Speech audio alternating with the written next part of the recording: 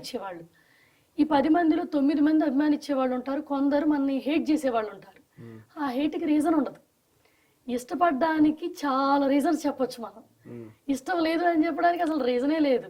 ఒకప్పుడు లాజిక్ ఏంటో తెలుసా, మనం ఒక మనిషి ఇష్టపడడానికి రీజన్ లేదు, హ్యాపీగా ఇష్టపడచ్చు. ఇష్టం లేదు అని చెప్పడానికి బోల్డ్ రీజన్స్ చెప్పొచ్చు అంటారు, కానీ ఇప్పుడు ప్రజెంట్ ఆపోజిట్లో నడుస్తుంది. ఎందుకంటే కల్చరు ఇప్పుడు చాలా మారిపోయిందండి.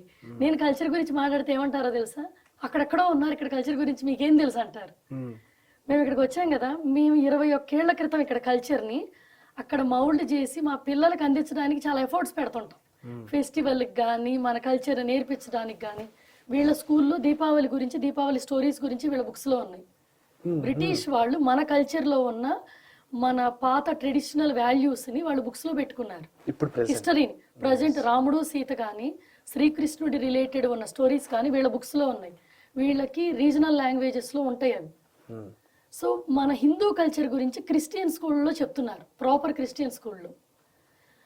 అక్కడ మేము ఫేస్ చేసింది ఏంటంటే హిందూ, ముస్లిం, క్రిస్టియన్ ఏ డిఫరెన్స్ లేదు, అందరూ కలిసే ఉండేవాళ్ళం.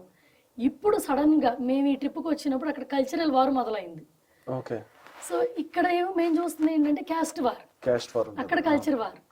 ఇక్కడ మనం ఒక పర్సన్ మనకి మంచి పర్సన్, ఇతను ట్రస్టబుల్, ఇతను చేసే పని బాగుంది అని మనకి నచ్చారు వాళ్ళు అని మనం చెప్పామనుకోండి, ఇప్పుడున్న ఈ పబ్లిక్ ప్లాట్ఫామ్ లో నచ్చింది మనం చెప్పగలం.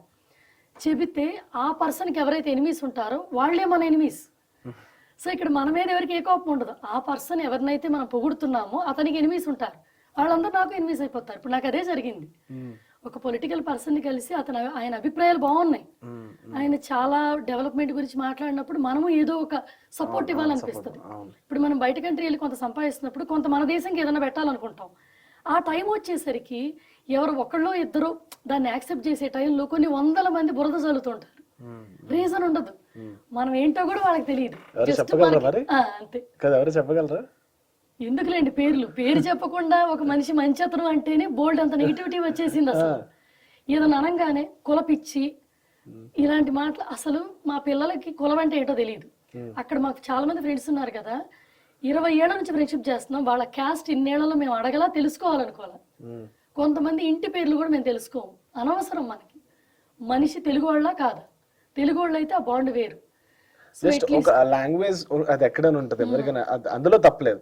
అంటే లాంగ్వేజ్ మన వాళ్ళు అనేది ఒక ఫీలింగ్ తప్పలేదు, కానీ క్యాస్ట్ అనేది డిఫరెంట్. మన వాళ్ళు అనే దాంట్లో ఎంత ఆక్వర్డ్నెస్ ఉందో. ఇప్పుడు మమ్మల్ని ఏమంటారు, బ్రిటిష్ కంట్రీ వెళ్ళామని ఫస్ట్ లో, నేను లాస్ట్ 2 years ago ఇండియా ట్రిప్కి వచ్చినప్పుడు యూకేలో వెళ్ళి మన పరిపాలించిన కంట్రీకి వెళ్ళి వాళ్ళ దగ్గర మీరు సంపాదిస్తున్నారనే నెగిటివిటీ కూడా పెట్టారు